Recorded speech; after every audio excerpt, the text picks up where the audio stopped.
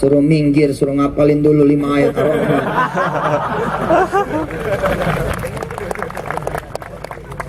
Kalau nggak hafal nggak dikasih kuncinya. Akan ada kemudian panglima TNI ya. Ada panglima TNI yang hafiz Quran. Ketika dia turun di geladak kapal perang Indonesia, kita belum ada loh geladak kapal perang. Kapal selam kita juga cuma 2. Yang satu lagi diperbaiki, yang satu juga lagi diperbaiki di Korea. Insya Allah lah kita bakal punya lah. Nah, naikin nih kompetensi ada sekarang. Ledakan nanti 2030 akan diisi. Pak, sekarang gini ya Pak, saya sih Indonesia banget lah. Insya Allah dalam tataran NKRI saya memandang sama semua anak Buddha, anak Hindu, anak Kristen. Saya pandang semua sama. Insya Allah inilah bahan bakar Indonesia. Tapi because I'm Muslim, karena saya juga adalah Muslim gitu loh, wayahnya kemudian saya perih. Kalau ngelihat anak kita sekarang Pak, direndengin berdua sama anak orang lain, ya Allah Pak, udah seketek. Saya juga seketek. Tapi gimana caranya seketek ini dihargai? Ya jadilah yang beda, biar kecil tapi nyolot gitu loh. Biarin gua kecil, gua nggak berani sama lo, tau nggak?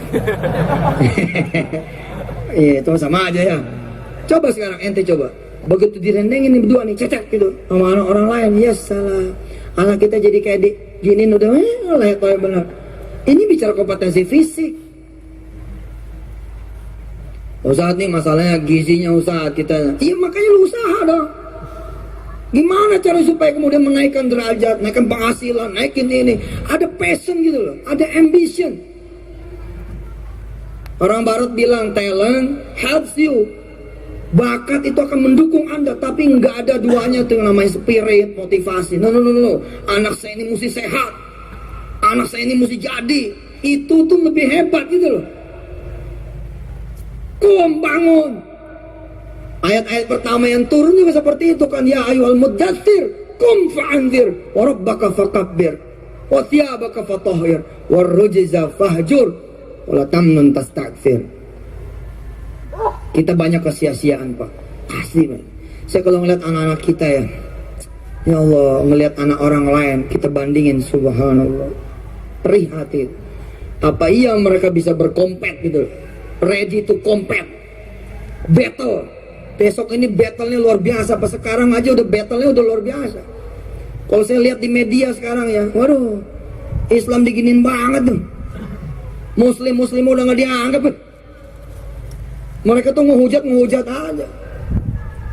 Mentang-mentang ISIS logonya la ilaha illallah, seenak-enaknya aja mereka nyoret kalimat la ilaha illallah. Jangan samain dong.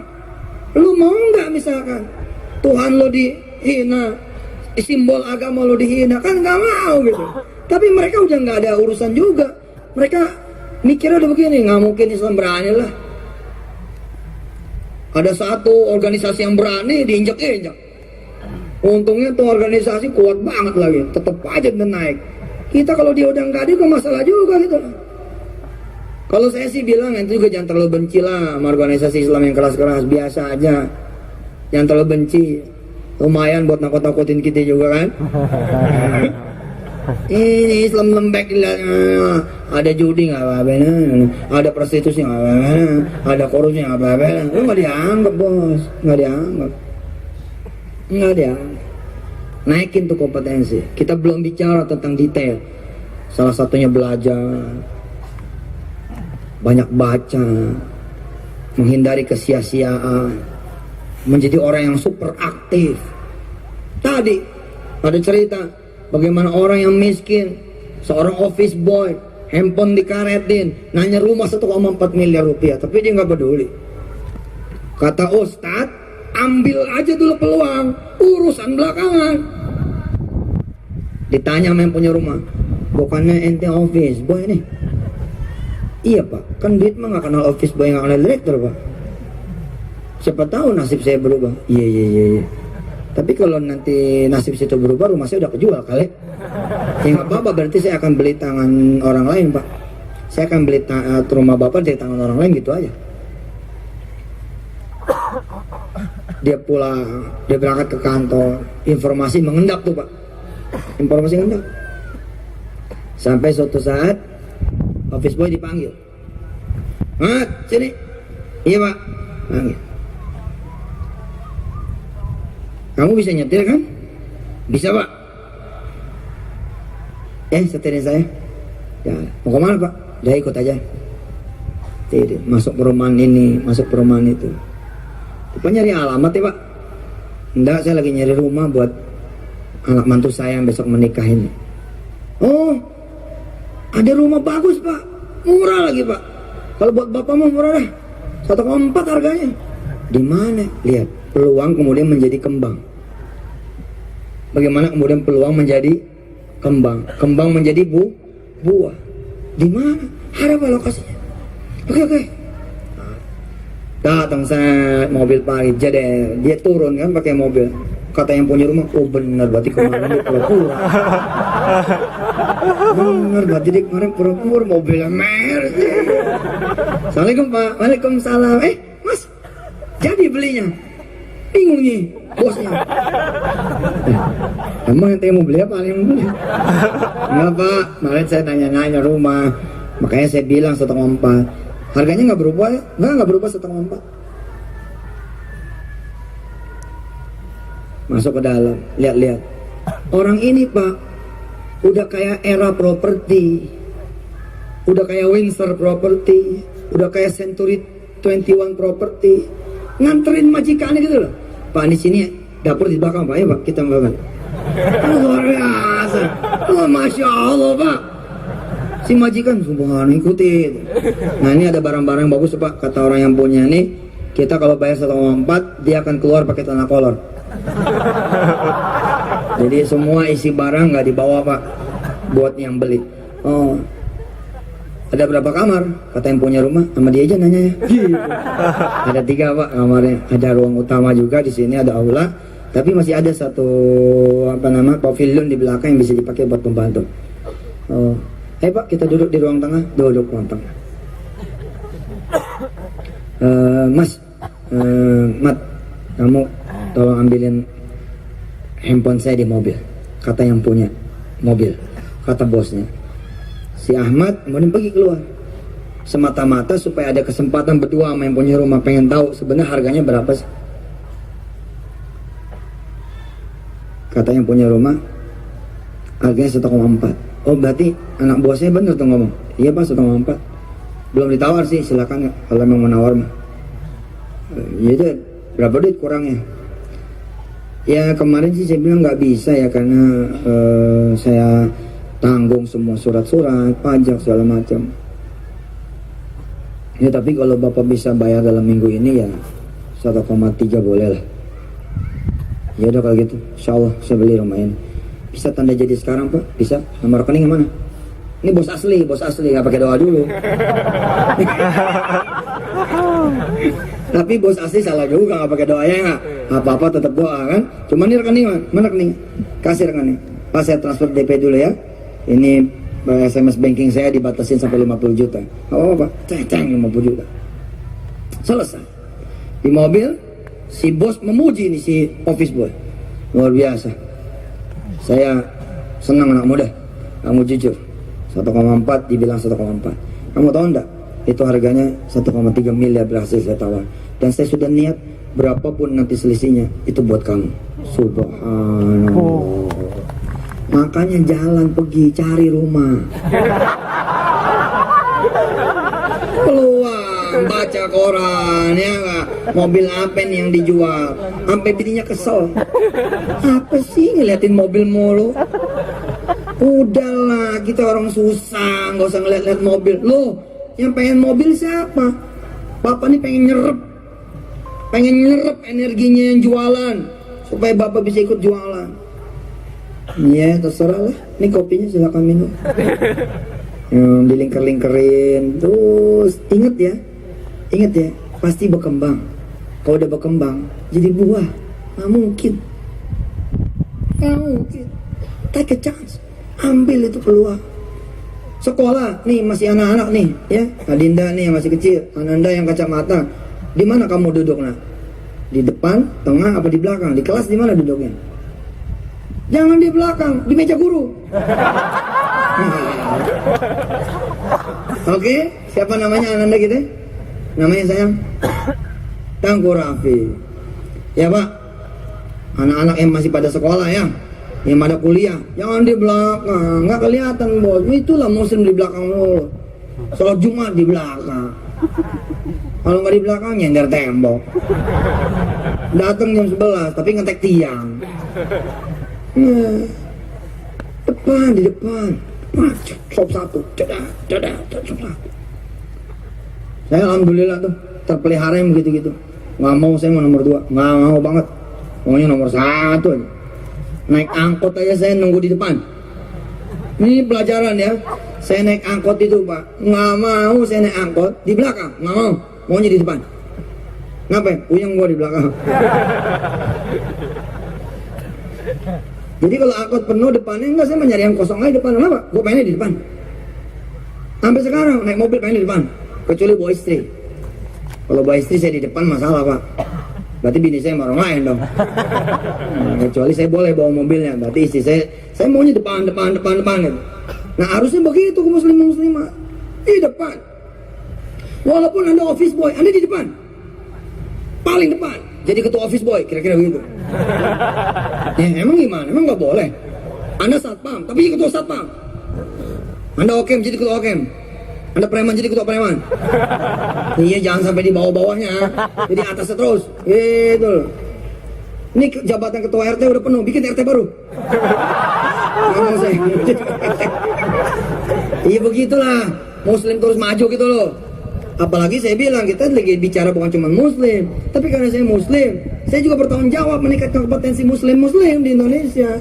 Tapi karena saya juga Indonesianis, saya juga orang Indonesia, saya juga bertanggung jawab. Indonesia kok maju. Jalan mesti beda bos. Siap. Insya Allah ada waktunya. Hah? Cari peluang, betul. Jalan dulu, jalan gitu. Sekarang dirubah jalannya, ya harus 1,5 lebih cepat daripada biasanya, atau bahkan 2 kali lebih cepat daripada biasanya. Tuh teman-teman, kenapa sih? Kebelet, noh. Kebelet doang cepetnya, jangan cepet gitu. Kalau bisa nih, kalau lagi sholat, sop 1, sop 2 udah penuh, ngintip bos, ngintip. Begitu kosong aja, subhanallah. Kalau perlu tepok nih yang depan, pinggir dikit, aja sih, cetek. Nah supaya nggak ada lawan gimana? Jadi imam. Ya, supaya nggak ada lawan gimana? Lu jadi imam, nggak ada lawan apa? Nggak ada. Boleh begitu ente, tiba-tiba di depan imam. Maaf ya mam, Ustaz mengajarkan saya mesti di depan. Silakan takbir.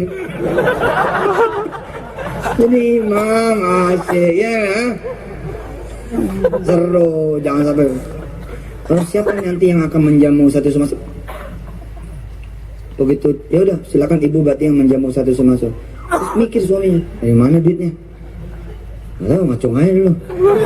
Ngomong aja ntar urusannya. Urusan mah terserah aja udah. Maju aja. Orang lain tuh ya rumah nggak dijual aja diketok-ketok. Assalamualaikum. Ini rumah bagus nih, buat dijadiin warung. Jual aja deh. Gitu. Ya kalau nggak dijual kerja sama kayak ada pak orang-orang gitu pak. Ada orang-orang datang ke petani-petani. Mau nggak tanahnya dijual? Padahal tidak ada papan. Kita papan udah ada, malah kadang-kadang ditawarin. Assalamualaikum, waalaikumsalam. Mas, tolong beli kontrakan saya. Dari mana duitnya? Ya, ditawarin ngomongnya begitu. Orang nyari, ente ditawarin, sambut. Mas, tolong beli kontrakan saya. Siap. Berapa duit? Ya, karena ente penghuni lama, udah 7 tahun nih ngontak di rumah aneh. 375 lah. Oke, insya Allah bisa dalam waktu 2 minggu. Ya insya Allah. Bener nih, soalnya gue sama-sama hadir tadi.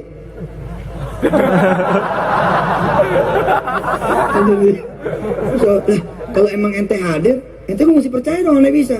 Iya sih, iya deh. 2 minggu deh ya, 375. Ya oke. Assalamualaikum, waalaikumsalam. Bininya keluar. Siapa tadi bang? Itu tetangga itu yang punya rumah kontrakan. Nawarin berapa? 375. Ayo kita wudhu. Cakep. Bini begitu cakep. Jangan sampai bini begini ngomongnya. Kita mikirin anak kita aja bayaran nggak tahu.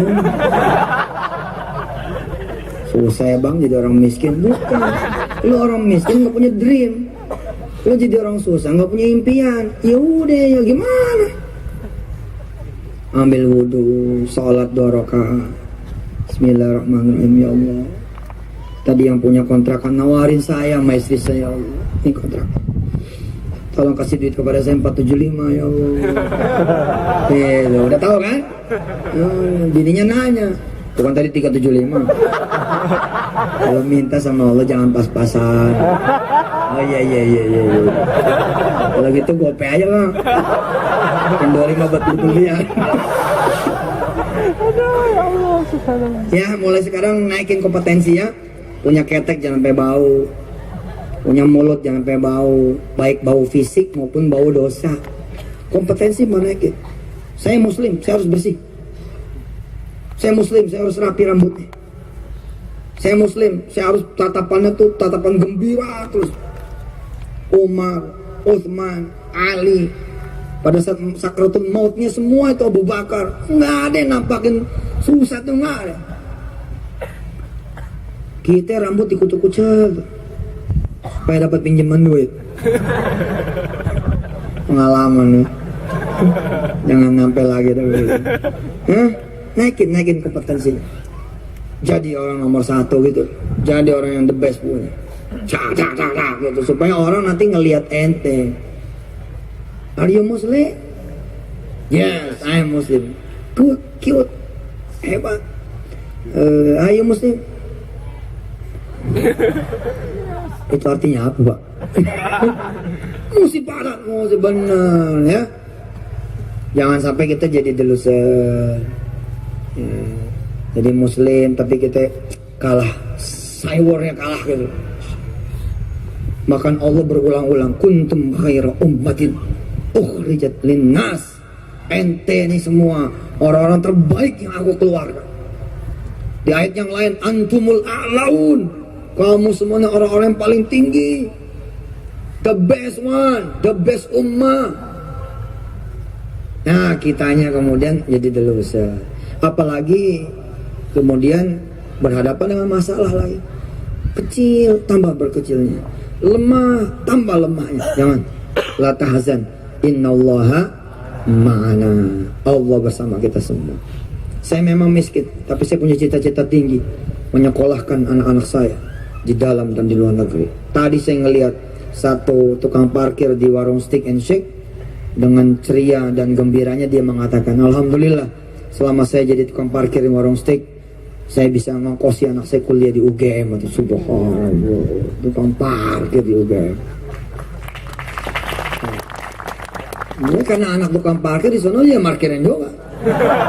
Ya nggak apa-apa. 10 tahun kemudian dia punya 10 lokasi parkir di 10 mall terbesar di Indonesia. Begitu Pak. Apa-apa kalau dirawatin jadi gede. Istri ngomong sama suami, mau buka laundry nih mas. Laundry, modal dari mana? Kata Ustadz, udah jalan dulu aja.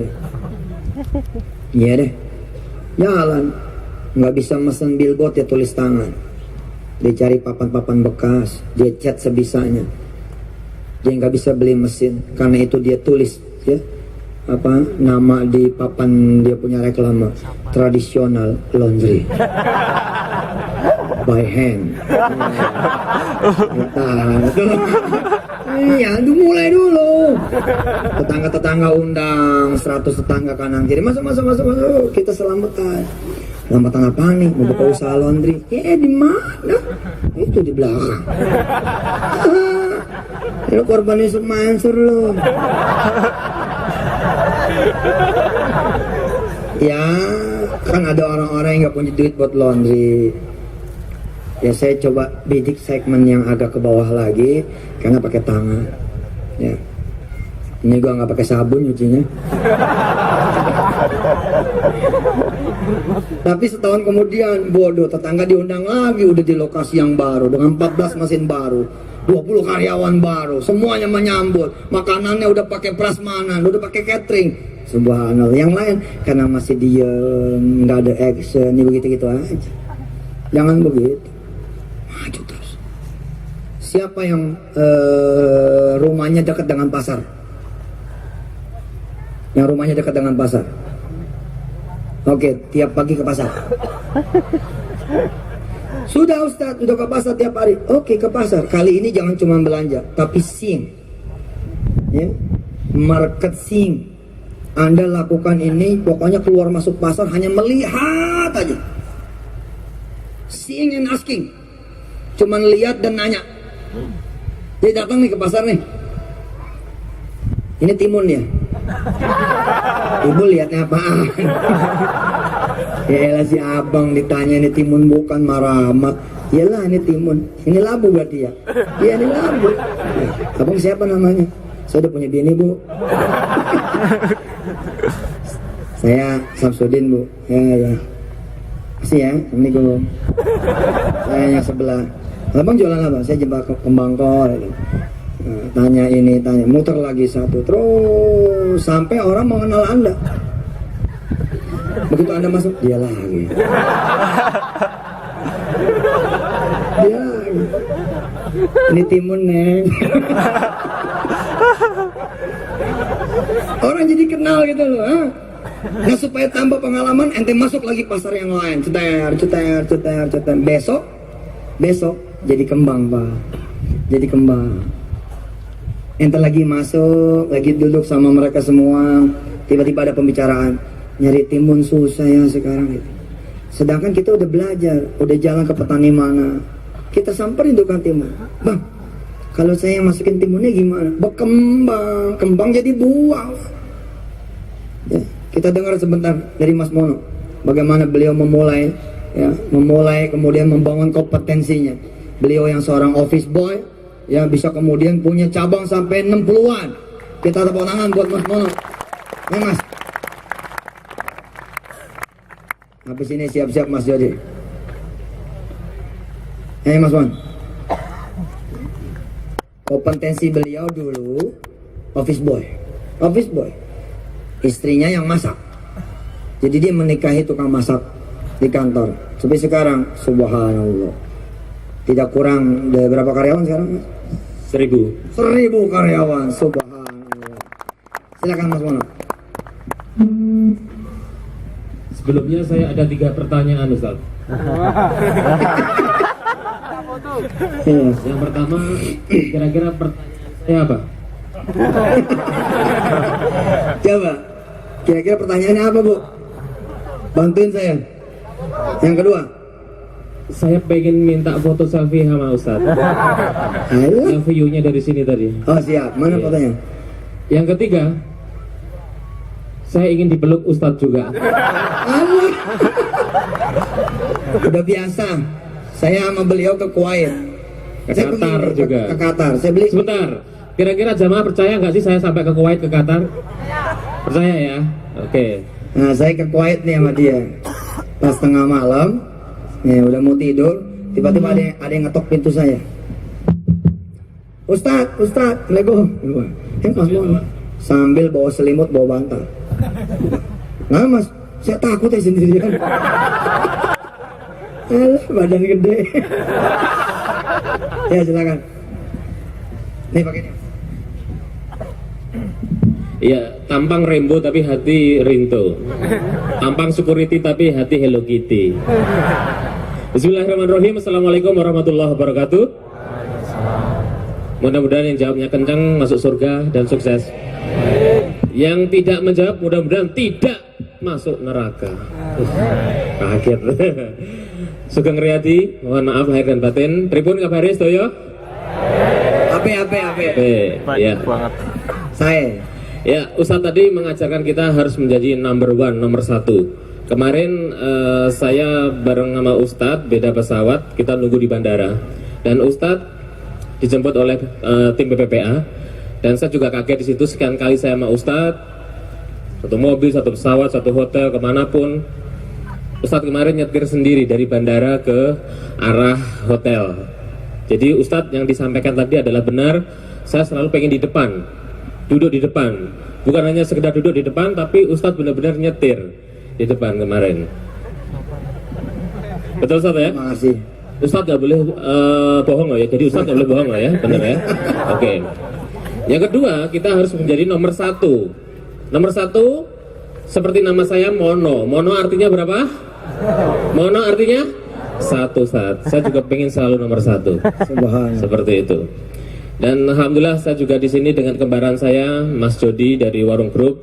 Kali sekian saya datang ke Malang juga, waktu itu acara WGI juga, dan kali sekian saya diajak bersama Mbak Ani, Mas Jody acara halal bihalal. Tadi pagi kami acara halal bihalal dengan Mas Jody yang sudah punya 1.400 karyawan, luar biasa, dan memberikan tadi 15 tiket umroh gratis buat karyawannya, luar biasa ya. Ustadz, sedikit sharing di sini. Setiap bulan suci Ramadan saya selalu merinding, Ustadz. Kenapa? Karena saya tidak pernah bisa pulang saat itu. Saya di Jakarta menjadi seorang office boy. Justru Lebaran saya tidak bisa mudik. Saya sering jualan kolak, ngasong dari SD ke SD, jualan air mineral di Jalan Gatot Subroto di dekat Patung Pancoran di sana. Dan Lebaran nggak bisa pulang. Bahkan di saat bapak saya sakit, bapak saya meninggal, saya nggak bisa pulang saat itu. Akhirnya saya balas dendam bahwa setiap Lebaran saya harus bisa pulang. Seperti itu. Dan satu saat saya belum kerja di Jakarta, lontang-lantung saya pernah berbuka puasa di masjid Ben Hill di Jakarta Pusat di sana. Ya, setengah 6 saya sudah prepare nunggu di sana. Dapat air teh, dapat sirup, dapat kolak itu sudah biasa. Tapi kalau saya dapat jatah nasi bok itu luar biasa. Berkah luar biasa, karunia luar biasa. Dan saya mendoakan dengan tulus saat itu, mudah-mudahan yang memberikan nasi bok menu buka puasa mendapatkan keberkahan. Saya doakan saat itu. Jadi apa makna satu kotak nasi bok? Mungkin buat teman-teman, buat para jamaah nggak ada apa-apanya, tapi buat saya cukup berkesan. Saya bersyukur dan alhamdulillah, kalau dulu saya mendapatkan satu box nasi kotak itu senang sekali, bangga sekali. Tapi ternyata itulah cara Allah. Dan alhamdulillah saat ini saya punya 60 cabang dengan 1.000 karyawan, dan saya punya catering yang setiap hari. Kemarin bulan suci Ramadan saya dikontrak untuk satu orang satu transaksi itu sekitar 6.000 box. Nanti tanggal 31 Agustus dari rumah sakit di Jakarta juga pesan saya 5.000 box. Sebentar, kok nggak ada yang tepuk tangan ya? Oke. Mungkin saking terpukulnya kali ya, gitu. Ustadz mau nanya dong, kalau 1.000 kotak itu 1.000 bungkus karetnya berapa itu biasa? Oke, kita bukan pakai karet, pakai box seperti itu. Dan alhamdulillah tugas saya saat ini tinggal mensyukuri nikmat. Saya punya 1.000 karyawan, bahwa itulah amanah yang Allah berikan kepada saya. Bukan saya yang memberikan rezeki, tapi rezeki mereka lewat saya. Dengan saya punya ayam bakar, saya punya bakso moncrot, saya punya usaha catering yang lain, dengan milk mie-nya dan beberapa bisnis yang lain. Saya tinggal mensyukurin saja. Termasuk bagaimana memaintain 1.000 karyawan tersebut, saya dengan program spiritual company. Apa itu program spiritual company? Maaf, sekolah saya nggak tinggi, dan akhirnya saya merekrut beberapa ustadz untuk memaintain karyawan saya ini. Salah satunya adalah